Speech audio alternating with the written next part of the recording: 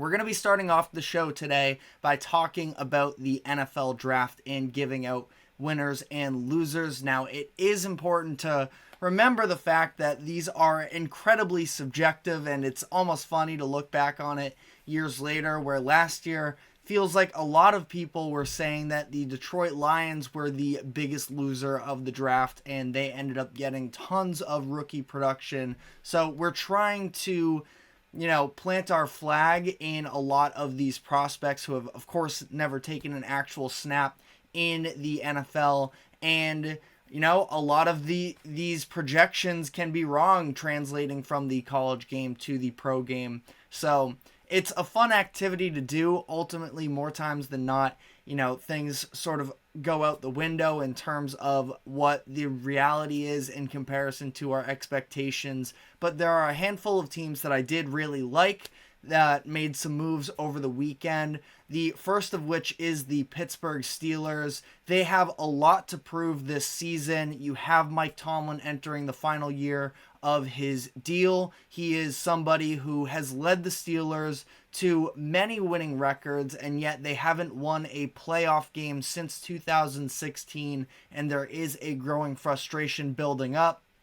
They made some moves over the offseason to try and reshuffle their quarterback room, bringing in both Russell Wilson and Justin Fields. And in order to have whoever is going to be playing the position, in order to put them in the best position to succeed, they needed to address the offensive line, and that's what they did. They drafted Troy Fautanu and Zach Frazier to help beef up that offensive line, which is important for a handful of reasons. It seemed like Kenny Pickett was never necessarily comfortable dropping back the running backs between Warren and Harris. They're both good options, but the blocking just wasn't really there. And now they get, some really solid prospects here where Fautanu has real all-pro potential. They took him with their first-round selection. Second straight year they've used a first-round pick on an offensive tackle. Last year it was Broderick Jones, who didn't start the year. Then when he came in, he wasn't necessarily the best version of himself. He was playing on the left then at sometimes. Now he's moving over to the right, likely to have Fautanu, who could also end up being a guard, but a lot of draft experts think that he can still hold down that left tackle position in the NFL, and that's probably where things will start headed into camp. And Zach Frazier is another name that was a little more under the radar because he wasn't able to participate in a lot of these off-season scouting activities due to the fact that he fractured his leg in West Virginia's final regular season game, the final offensive drive of that game. And he is somebody who can definitely be a day one contributor, should help to make that offensive line improve from day one that he gets there. They took some additional depth on the offensive line later in the draft as well, taking Mason McCormick, I believe it was in the 6th round. So I really liked them addressing the need there, and then also the fact that I thought that they had a potential home run 3rd round. They draft Roman Wilson with the 84th pick and Peyton Wilson with the 98th pick.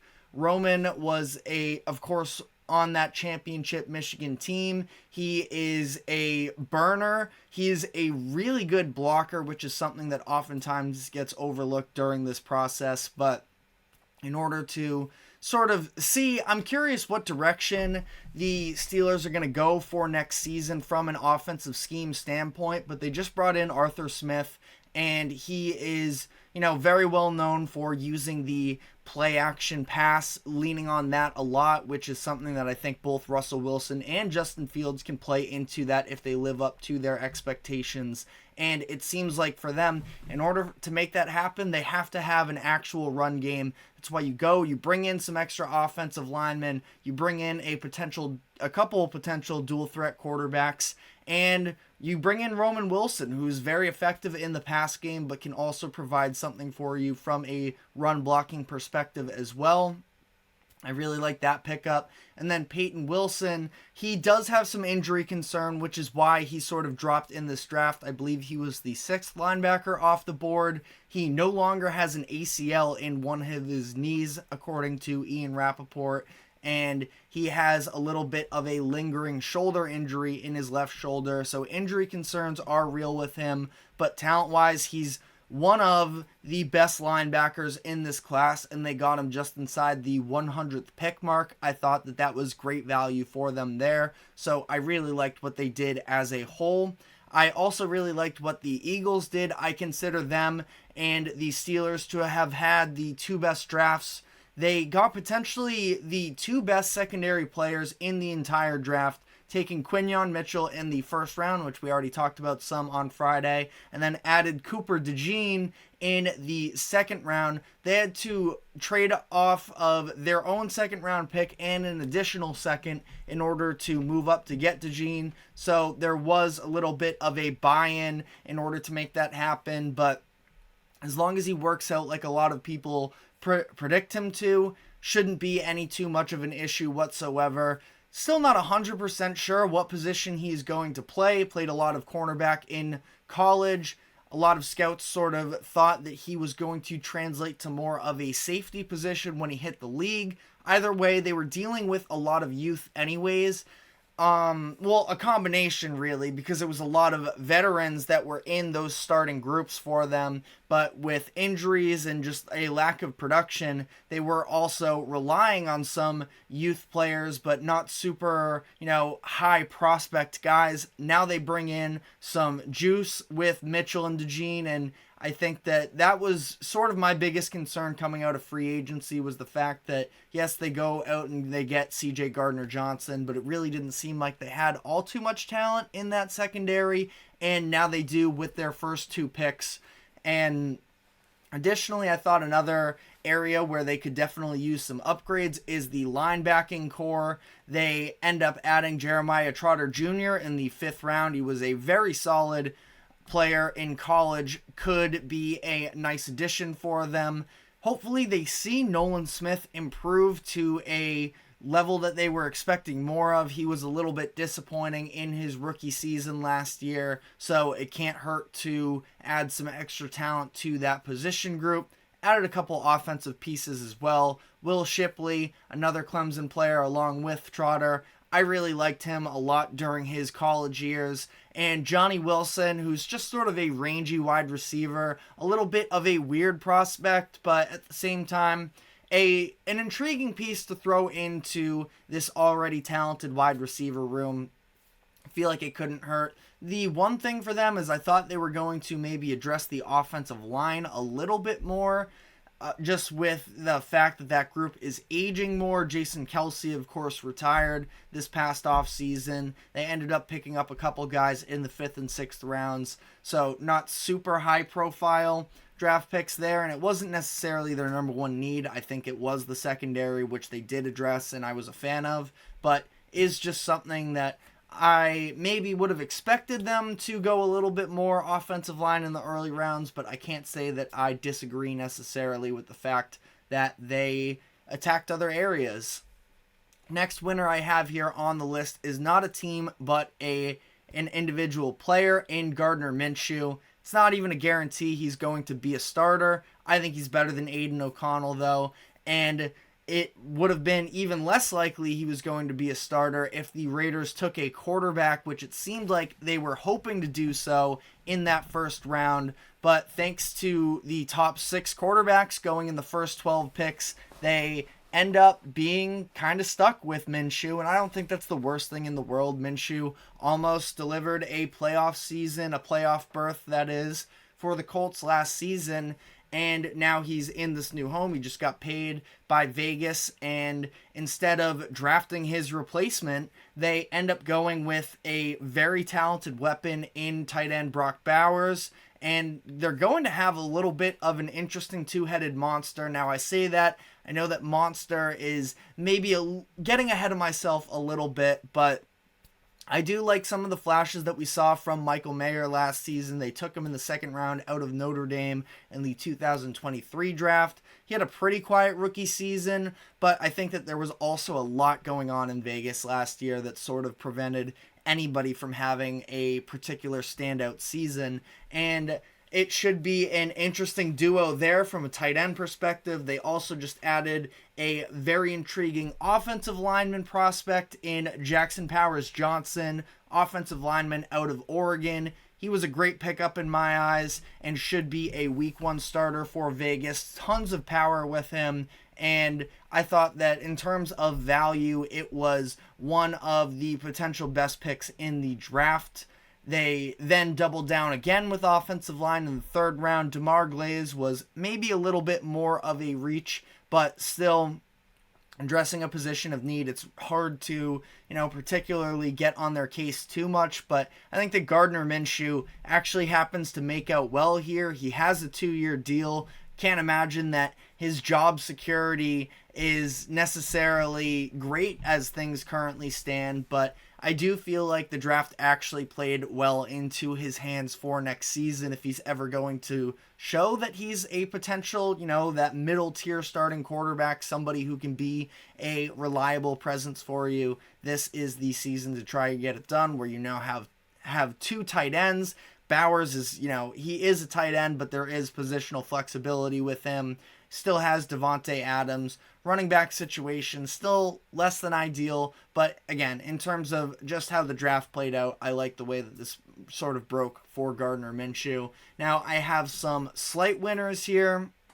The Washington Commanders, they took a swing at a franchise quarterback in Jaden Daniels, and then I thought that they killed day 2, where they end up getting Jerzon Newton, the defensive tackle out of Illinois, who falls to them at 36. Was an absolute steal of a pick. Very easily could have been a 1st rounder. They also got Michigan defensive back Mike Sanistril, who is also a sneaky nice pickup. Somebody where cornerback 1 is still maybe a little bit of a question with him, but we know that he is a terrific playmaker from the slot and should be a nice addition for that defense as well. They took Ben Sinnott, the tight end out of Kansas State. He can be a little bit versatile, not the number 1 pass catcher definitely out of this class, but he can be a little bit of a hybrid fullback / tight end, provide some blocking for Daniels, and also be a little bit of a safety valve as well. It feels like they could have addressed the offensive line a little bit more, which is why I didn't have them as a confident winner. Also the fact that it's hard to really say winner or loser necessarily with the teams that took quarterbacks, because as we know, there's just really no telling which quarterbacks actually are going to pan out. But I thought that they could have definitely used a better solution at left tackle. Now they end up taking Brendan Coleman in the 3rd round. Played mostly guard in college. They seemingly think that they can play him at left tackle, so I probably would have liked them, to move up maybe a little bit more. I like the tackle prospects that were selected at the end of the 2nd round. Roger Rosengarten out of Washington, and there was the tackle out of BYU as well that I feel like either one of them probably could have been a little bit of better options, but again, we'll see how this all plays out. I like the early round picks for the Detroit Lions, Terrion Arnold and Ennis Rakestraw Jr. Some nice secondary pickups there. Arnold also has the potential to be the best cornerback out of this class. Rakestraw is somebody who may be a little bit more inconsistent, but definitely a physical player and should be able to make an impact on a Lions team where they desperately needed help at that position. Now, some of the later picks had a little bit more question marks surrounding them. Giovanni Manu out of British Columbia in the 4th round is definitely a little bit of an unknown, but add to the offensive line there. Sione Vaki is also sort of weird as a prospect because he was a hybrid player at Utah. He was initially listed as a safety, but as the year went on, they used him more on the offensive side of the ball as well, so we could potentially see a transition from defense to offense out of Vaki. Not sure how that's going to play out just yet. I did quickly, sort of run through last year's rookie class because I feel like the Lions are just sort of an example that when you're talking winners and losers, the Lions were, like I mentioned at the top of the show, seen as one of the less successful drafts, and they ended up I think unquestionably getting top 4 production out of their rookie class. I went through it in no particular order here. The Lions, the Rams, the Packers, and the Texans, they all got the most production out of their rookie classes, and here Detroit is again. It seems like they could continue to build on this. Now, again, a lot of unknowns, even if you go back a little bit to last year, where Jahmyr Gibbs' positional value. Is he going to be getting a second contract from Detroit? What are they going to get out of Jack Campbell, who had his highs and lows during the regular season? But, for the Lions, I feel like Brad Holmes is definitely sort of cooking something right now. What exactly he's cooking is still to be seen. But they also added one other offensive lineman prospect that I did like, Christian Mahogany, guard who played at Boston College. Seemed like he was going to be in maybe a day 2 area, and they end up getting him late in the 6th on this one, so I thought that was a good job as well. Speaking of the Rams, I thought their defense was a positive for them. They end up getting Jared Verse and Brandon Fisk in the first 2 rounds. Possibly both the best at their respective position. Fisk is maybe a little bit more of a long shot to be had as the best at his position, but he was a star at the Combine. Very good production at Florida State. So not ideal necessarily that in order to trade up to get him, they had to move off of a Carolina second rounder for the 2025 draft, which could end up being very valuable. But they needed to replace Aaron Donald, and this was part of their plan to do so. As long as Fisk can be a productive player, shouldn't be an issue, but there is that little bit of a price tag that comes with a move like this that makes things a little bit interesting. Final winner here, very marginally, but I had Bryce Young. I thought he was a marginal winner after free agency. They went in and they brought some offensive line help at the guard positions to, bolster up a little bit more of an offensive line for him. Now they go out, get a couple weapons that could be interesting. Xavier Legette and Jonathan Brooks, receiver and running back, to give Young some actual skill position weapons. And they picked up a tight end as well in the 4th round, Jatavion Sanders out of Texas. So at least a little bit more going on around Bryce Young. It's maybe going to be a make or break year for him. That's a little bit of a debate, but I'm sure we will get into that as we move on here in the NFL offseason. Finally, some losers. I didn't think any particular team was necessarily a massive loser, but these are the situations that I think have the most questions remaining coming out of the draft. The biggest loser I had, and not to his own fault, is Michael Penix Jr.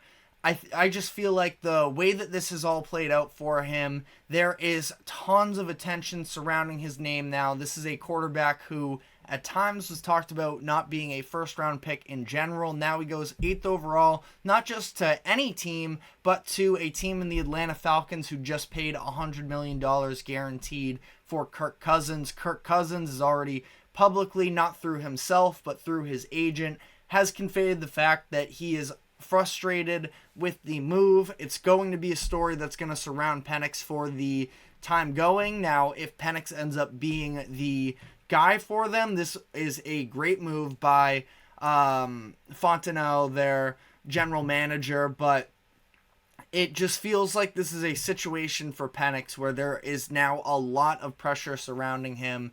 And I was actually wrong. I was confused about his age situation headed into Friday. I had said that I had thought that he had just turned 23. He actually turns 24 in a couple of weeks. So he's likely going to be the first quarterback since Brandon Weeden to make his NFL debut past the age of 25. So it's just going to be a conversation that surrounds him for a long time, even before he gets his chance to prove that he is the franchise quarterback. So we already spent tons of time on him on Friday, so I don't want to overdo it necessarily. Another individual player that I thought was a loser was Adonai Mitchell, wide receiver out of Texas. He fell significantly further than he was expected to. A lot of it came because of the fact that there were some character concerns surrounding him in terms of being a locker room presence. Now, the Colts came out and fully defended him, and it seems like they have a full belief that Mitchell is going to be an integral part of their future. He is now in a very interesting situation where in Indianapolis they have multiple other talented wide receivers. They have a fun and intriguing young quarterback in Anthony Richardson. But for the sake of why Mitchell is a loser in this situation, he loses out on a significant amount of money, falling from what could have been a first-round pick to the latter half of the second round, ended up being the 11th wide receiver off the board. Now, chip on his shoulder, we know he has the talent, so he should be able to respond. But, headed into the weekend, I thought that he was going to be in prime position to be selected by the Buffalo Bills with the 33rd overall pick, the first pick of the second round, that they sat there. Mitchell had a chance to be able to be paired up with Josh Allen on a receiving core that doesn't necessarily have an established number one guy right now. And instead he ends up in Indianapolis, where, again, I feel like it's a fine situation. But the fact of the matter is, there are going to be other guys getting a lot of targets. Michael Pittman Jr. just signed a contract extension this past offseason. Josh Downs is a very promising young wide receiver as well. So with all of this talk surrounding how can he be a team player and are there character concerns, that is going to be a little bit spotlighted for the upcoming season. But again, once they get on the field, as long as he can keep himself under control, I think that this isn't necessarily a bad spot for him in Indy either way. The Jaguars I have as a slight loser in this situation. I love their first round pick of Brian Thomas Jr. Has real wide receiver one potential. I just feel like outside of that, they sort of reached on a lot of their prospects. The Ringer had a note that outside of Thomas and Javon Foster, their fourth round pick, one of their fourth round picks that is, that they picked massively above the consensus in terms of mocks and everything of where they should end up in the draft. And as much as you can say, consensus doesn't really mean anything. This is why I continue to say, these winners and losers a couple days after the draft likely won't necessarily mean all too much. But it also comes down to the fact that general manager Trent Baalke has not earned the benefit of the doubt when it comes to draft history, so it is something to look at. They sort of went a little bit unconventional with the position they took a lot of these guys, so we'll see how that plays out for them. Quickly here, last couple losers that I have are the Titans. I didn't love their first two picks. J.C. Latham has tons of potential, but there were a lot of other very talented offensive tackles. I understand that at that position, when they were sitting at 7th overall, they felt like they needed a pick. They had been tied to Latham, and you know what? They felt like he was his guy, so you can't necessarily knock them for sticking with it. If you feel like you have an opportunity to get the guy that you love, you do it. But feels like they overdrafted him maybe a little bit. I did like some of the other prospects that were still available at that point. Olu Fashanu went just a few picks after them. I probably would have leaned that way as well. The Oregon State tackle as well was very highly touted. So, it's a fine pick with Latham. I guess we'll just have to see how this plays out. And then also Tavondre Sweat, their second round pick, was already a little bit overdrafted. It seems like through his college experience, struggled with his weight a little bit. So can he be a 3-down player that is worth using a second round pick on? Added to the fact that he was just arrested under suspicion of a driving while under the influence just a few weeks ago. Now he then directly basically left that after he was bailed out to go meet with the Titans, and he came clean on everything there. So they liked that character aspect of him, but I'm just not sure about their first two picks necessarily. And then, again, very minor loser here, but I didn't like the fact that the Cowboys did not address the running back position in the draft. Now, they just signed Ezekiel Elliott to a 1-year deal this morning.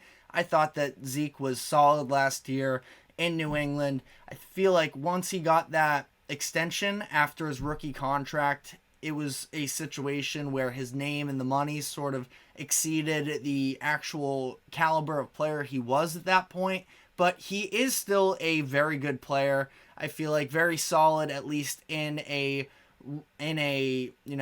shared role. Now, Dallas just doesn't really have anybody else to share that role with. Rico Dowell is, probably the running back too in this situation, and just feels like it's been a real downgrade for the Cowboys at that position.